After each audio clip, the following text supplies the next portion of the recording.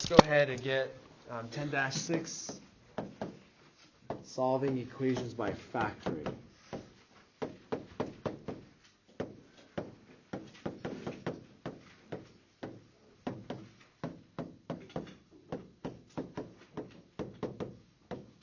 Okay, what does it mean to solve an equation?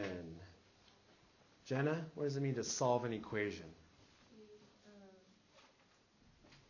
Yeah, I know that's like, we've heard that, but what does it actually mean? You have to get what the variable? Yeah, there you go. It's just what the variable equals. Whatever variable you're talking about, I want to know what it is. Okay? So we're solving equations, and have we talked about factoring? Yes. We've looked at 5 different ways to factor, and we're going to use them all in this lesson. But we're going to use them so that I can solve. But before we get to that, we need to talk about 0. Okay, we're going to do some math drills right now, and I want you guys to do it as a class. Okay, so you give your answer. So if I give you the problem and you sit there, you're not participating. Okay, so you should participate. What's 0 times 2? So again, so if your mouth is moving, that's good. If it's not, you're probably not answering. What's 0 times 5? What's 0 times negative 2? 0 times 1/2. Okay, let's try 2 times 0. 7 times 0. Negative 1,000 over 1,001 times 0. Okay, do you guys remember flashcards? Do you guys remember those? I use them a lot, and I'm sure you probably did. But whenever someone would do those flashcards, there were certain numbers I did not like. Like when they came up with 12s, I'm like, oh, man, 12s. I had to sit there and think. But there was one I really liked, one group I really liked. Which one do you think that was? 0. Wasn't it 0? Once they pulled out that 0 card, I didn't care what the other number was. Once I saw that 0, what did I automatically say? 0, right? It says, boom, 0. That's what we're doing today. But we're doing it in a different way because we're going to look at this product property theorem. It's called the zero product property. And it's deep, guys. It really is deep. Zero product property. Oops, I switched that. Product property. Product property. Let's see. Okay. And all that's saying is if you have two numbers or values being multiplied together and you get 0, you already know something about either one of those numbers or both of those numbers. Can anyone tell me anything about A and B? What possibly could A and B be? Jack? One could be 0 or they both be 0. Good. So for the zero product property, if A times B equals 0, then A can equal 0, B can equal 0, and like you said, Jack, or both can equal 0. You guys get that? We just did a bunch of those facts. Anything times 0 is 0. 0 times anything is 0. 0 times 0 is 0. So that's what we're talking about with the zero product property. Okay, any questions on this? Because this is the basis of our lesson. Like if you don't get this, the rest of it kind of is like, I don't get what you're doing. Any questions on this? Okay, ready? What's x minus 5 times 0? What is 0.5q plus 7z, all in parentheses, times 0? Oh, man. Okay, so you get it? No matter what, anything times 0 is 0. Okay, let us look at a couple of equations. So this is like the bridge to what we're doing on our homework. Okay, 8 times t equals 0. I want to solve that equation, so I want to know what does t equal to make this equation true. So what does t equal? Everybody? Oh, wait. Oh, yeah, 8 times 0 equals 0. How can you solve that algebraically? How can you solve that equation using algebra? So how do we get t by itself? Yep. Divide by 8, which, to note, guys, when you have 0 in the numerator and any other number in the denominator, the value of that would be 0. Okay, so t equals 0. How many of you could do that? Okay, good. I'm going to give you another one. 1 minus 2t equals 0. Okay, I want to know what t could be to make that expression equal 0. So how do I do that? You solve for t, which means you do what first? What should you do first? You add 1. You don't want to add 1, because if you add 1, you're going to get 2 here. You subtract 1 from both sides. If you do that, now they cancel out. I get negative 2t equals negative 1. So I'm one step closer to getting t. But does that make sense? Okay. What do I do next to solve for t? Matt? Divide by negative 2. And Turner, what does t equal in this case? 1/2. Yeah, it says positive 1/2. So t equals positive 1/2. Okay. In this equation, can I check to see if t really does equal 1/2? Is that possible to check it? Okay. What's 2 times 1/2? 1. What's 1 minus 1? Oh, it works. So does t equal 1/2? Yes. Does t really equal 0 up here? Well, what's 8 times 0? 0. So that works. How many of you could do that? Like if I gave you an equation, boom, you can get what t equals or whatever variable. Okay, good. Now we're going to get to the problems on our lesson. See how this all ties up this morning here. Example number 1.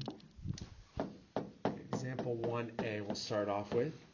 This one is p minus 8 times 2p plus 7 equals 0. And I need to check that. Okay. The zero product property is up here on the board. And you're like, what are you talking about? Okay, first of all, is anything up there being multiplied? Are there two things being multiplied? Do you guys know what the two things are? These two. Would you agree with me? Okay. If two things, or really you can say 2 or 3 or 4, whatever, but in this case, two things are being multiplied, and they equal 0, what do you know about either one of those things? One of them, or the other, or both have to equal 0. Do you guys agree with that? So, how in the world can I make p minus 8 equal 0? How can I make p minus 8 equal 0? Wait. How can I make p minus 8 equal 0? So what would p have to be to make this equal 0?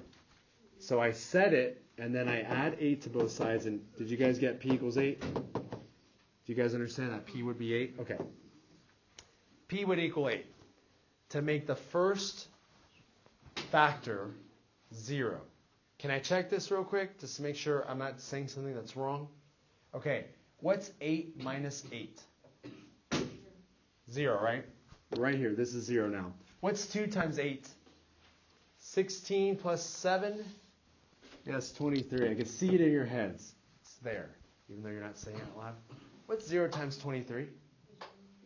This is example 1a. Yes, ma'am? Oh, that's not good.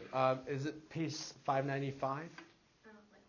Oh, it's like physically not in that. Okay, that's not. Anyone else have a problem? Did someone like rip it out? You don't have that page, or you don't have that problem? Okay, good. Can you do me a big favor to fix this? Abby, if you could be just very generous today, can you switch or just give your book to Turner, and then Maggie and Abby can share? I'm sorry about that, Turner. Someone played an April Fool's joke too early. That is not funny. Okay, go ahead, Molly. Sorry? Oh, we just put in P as 8. So here we put 8, 2 times 8. We're just checking. I was going to write something down, so like 8 or 23. Yeah, it's just our check. Yes, ma'am? So it's like guessing check, and then like you go try it on one side? No, you're solving this, and that is going to be your answer. Do it on the first one? You do it on both. You're going to see. We're going to do it again. So we're not done with this problem, because we're going to find out something here There's not just one answer for these problems. There's how many? Infinite, two. Two. Yeah, not infinite, not yet. Two. Two in this problem, and I'll explain why. Yes, ma'am? What a great question. We're checking it. So I just put in 8 for P. So 8 minus 8 is 0, and then 2 times 8 plus 7 is 23. Okay. Sorry, I didn't mean that to be too complicated. But how many of you would agree that P can equal 8? You guys okay with that? We checked it. It works. But I said there could be another answer. I made P minus 8 equals 0, but I can also try 2P plus 7 equals 0 as well. Because remember, the zero product property says if two things are being multiplied and they get me 0, this can be 0 or that can be 0, which is what we're doing. So solve for P on the second one. And do you have it already? Okay, hold it real quick. Actually, walk me through it. What do I do? So you would subtract 7. Yep, subtract 7. I get 2P equals negative 7. Would you Divide by, 2 on these? divide both sides by 2. I get P equals negative 7 halves. It's weird. Okay. Is this able to be checked? Like, is it possible to be checked? Yes, any equations can be checked. I got negative 7 halves. This is what I'm going to do. I'm not even going to put it in here. And somebody tell me why in just a moment after I put it in the second one. All right. What's 2 times negative 7 halves?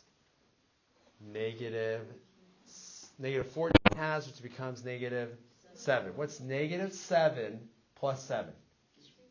Why am I not even going to put it over here? Yes, ma'am? Because no matter what the answer is over there, since that one's 0, it's automatically. Yeah, I don't care what this is. 0 times anything equals. So is that a solution? Okay, now, normally, when we solve equations, how many solutions have we been getting? Normally, 1. The reason we get 2 is because this is a different type of equation. So you see how we got 2 right here? Okay, everyone have this down because I'm going to erase it right now. We're going to check to see why in the world do I get 2, because normally I get 1. So you're telling Mr. A, I got to get 2 things down? That's exactly what I'm saying. And for some problems, you're going to have to get 3 things down. Sometimes even, dare I say it, 4. Okay, how do you know? Can somebody use FOIL on this to help me out? I want to see what that is without factoring out. Carson, help me out. What's P times 2P? 2 P to the second. All right, 2P to the second. Carrick, what's P times 7? 7P.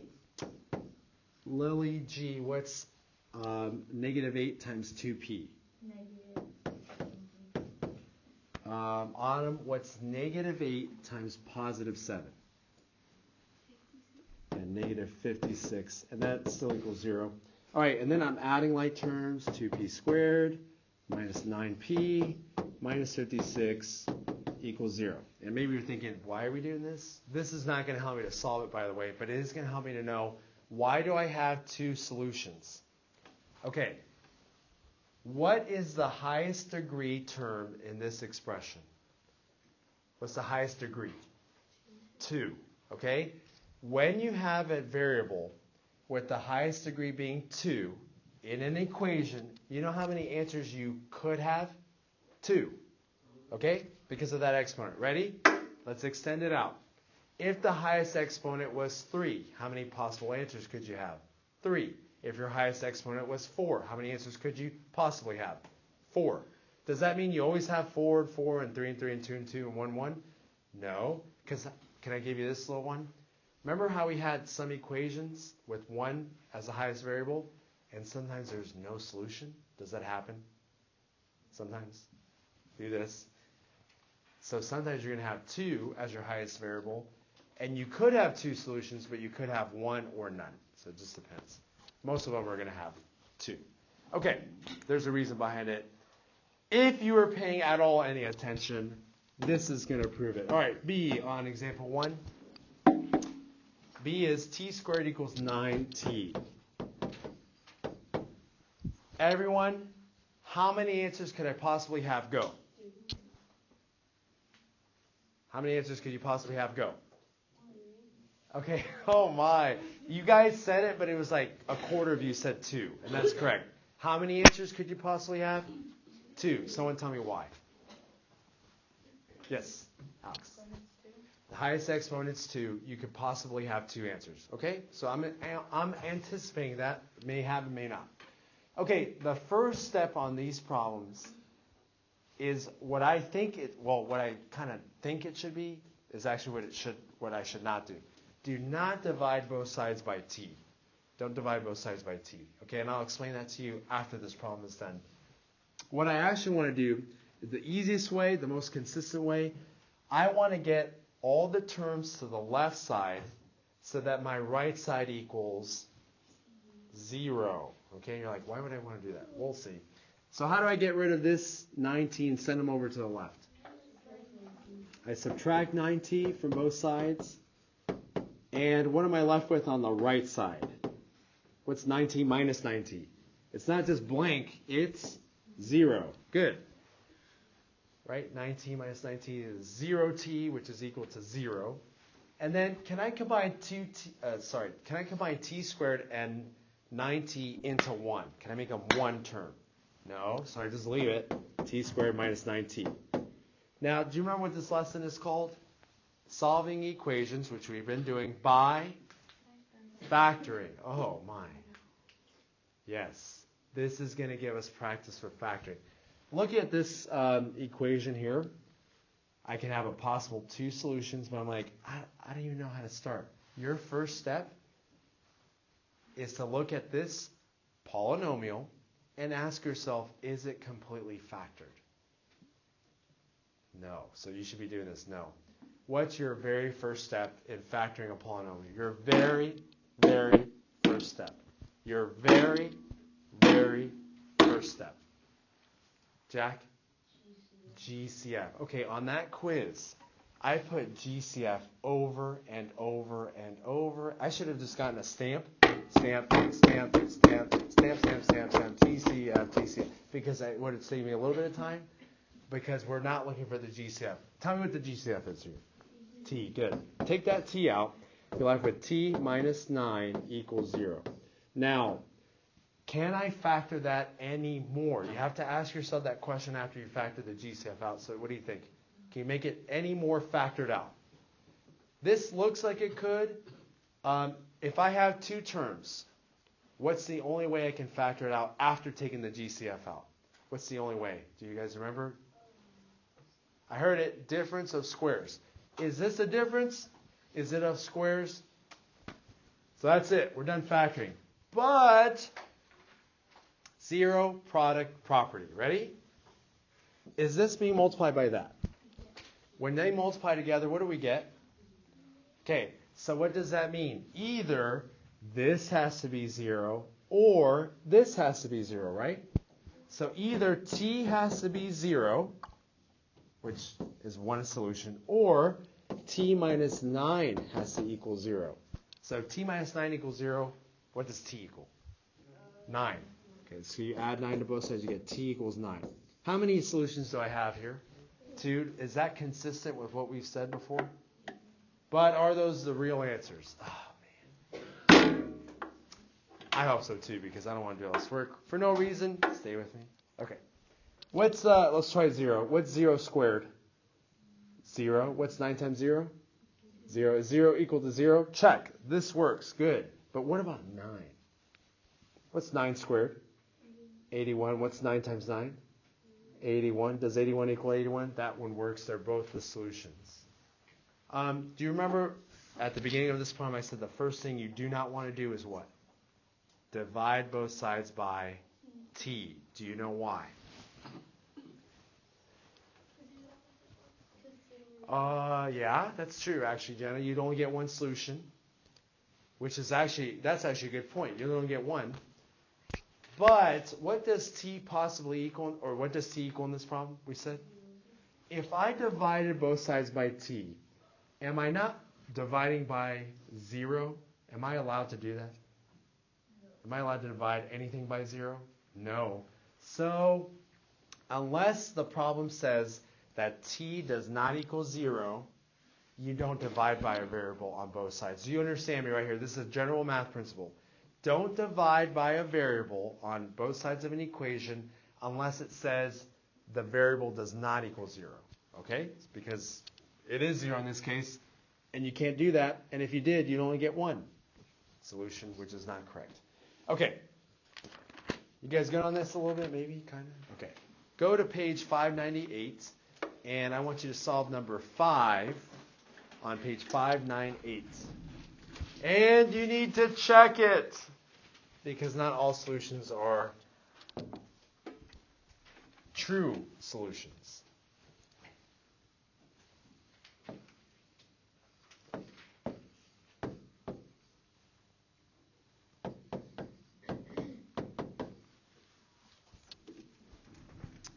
Okay.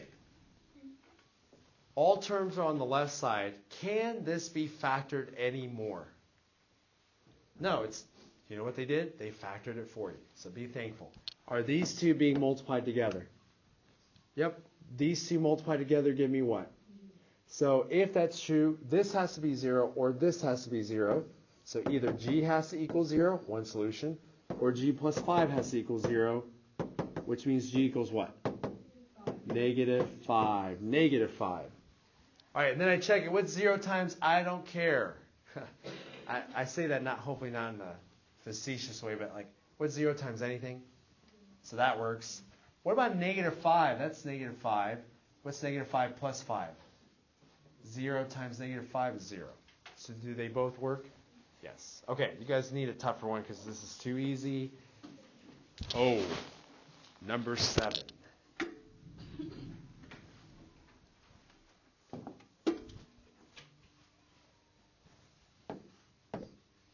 Now, do you notice that the terms are on either side of the equation? Do you want them like that? No. Get them to one side or the other. I recommend sending it over to the left, everything over to the left, and then making the right side equal 0, but that's not the only way to do it.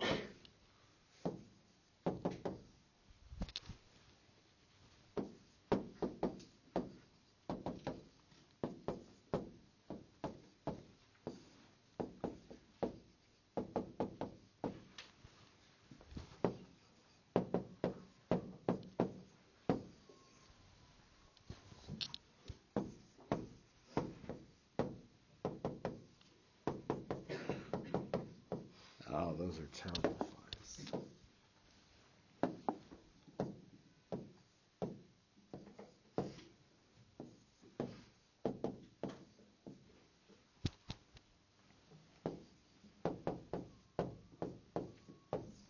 Okay, how many of you subtracted 3m squared from both sides? Okay, you should get something like that. You factored it out. Did it have a GCF? I hope you factored that out. You know that m can equal 0, and what could the other m equal? 5/3. Did anyone work it out this way? Is it possible to subtract 5m from both sides? What do you think? Is that possible? Yeah, because you're doing something on both sides.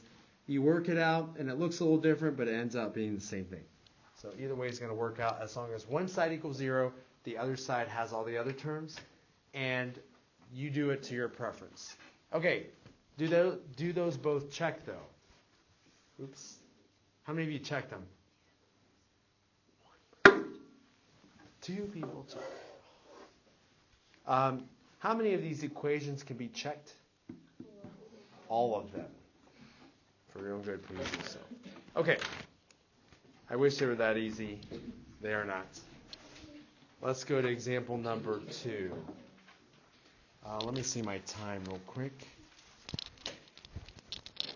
Oh, yeah, we got plenty of time. Basically, what we're going to be doing today is we're going to finish out the lesson either this period or the beginning of next period. I'll give you your homework. You can work on that. And then iExcel has such a good resource for factoring. How many of you want to get better at factoring differences of squares, trinomials, any 4-term factor by grouping? How many of you want to get better at that? Okay, that's a great way to do it. They give you the problems, you work them out, and then we'll do that also second period after lunch. Okay, example number 2. Lily, can you read that problem? Example number 2. M squared plus 144 equals 24m. Okay, and it wants me to solve. How many possible answers can I have? 2. Possible. Not saying we have to, but you can have up to 2. I'm not going to go ahead and start solving this because what needs to happen first? Before that, yeah, G7 is definitely there, but there's something about that equation that is not right or left or right. Yeah, get everything over to the left side. If you guys prefer that, I'm going to subtract 24m from both sides, 24m. And I need to write it in descending order, so I'll do m squared minus 24m plus 144 equals a big fat 0. Okay, so it's a 0. So that's what you want to do on these, get everything to equal 0. And then what do I check for first? Check for a GCF. Is there a GCF between m squared, negative 24m, and positive 144? No. Now I have to factor. Okay, what kind of polynomial is this? Give me the 2 ways you can factor it out. You can look back on page. Do you guys remember refer to page 590? So if you're like, I have no clue, look back at that page. It's there for you. So there are 2 ways to factor it. 2 ways. Sorry, not 2. 2. What's the first way we want to try? Jack. Okay.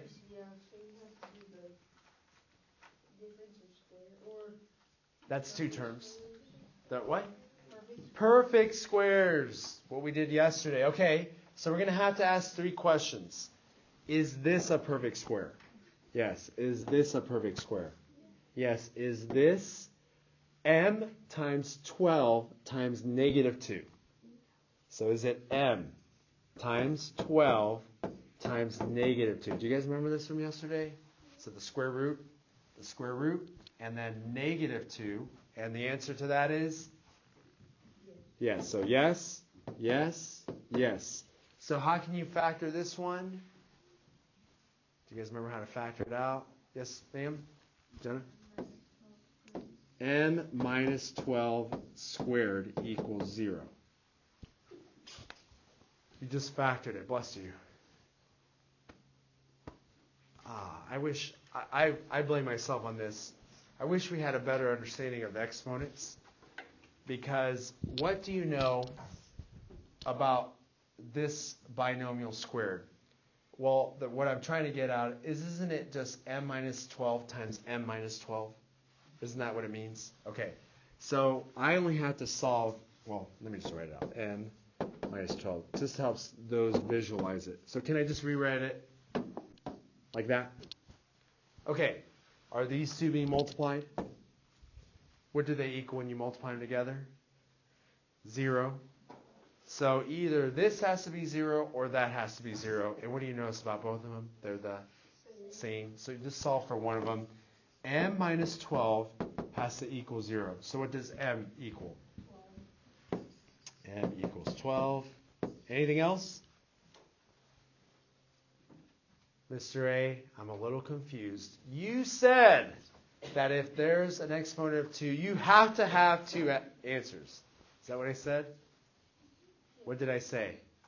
You can have up to 2 answers. How many answers do I have?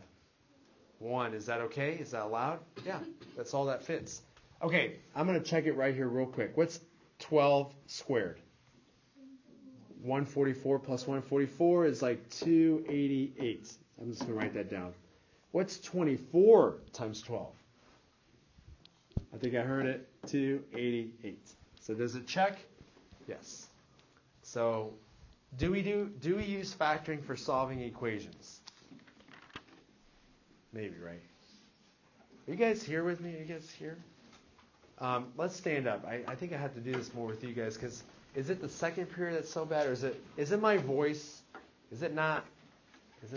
Does it put you to sleep or something? I don't know. I just want to help you out. Okay. Reach for go ahead and stand up. Sorry. Reach for the stars there. Reach for the sky. You can just mimic me here. Reach for the sky. Reach side to side as far as you can. Just, oh man, I gotta get it. I wonder what your wingspan is. Have you ever heard of that? Wingspan? It's how far the tip of this hand is, tip of that hand. No, it's not your height. Sometimes it's longer than some people's wingspans are much longer than their height, but it could be. Go ahead and touch your head and touch your shoulders and sing head, shoulders, knees, and toes. Okay. As we used to like it. Go ahead and sit down. Yeah.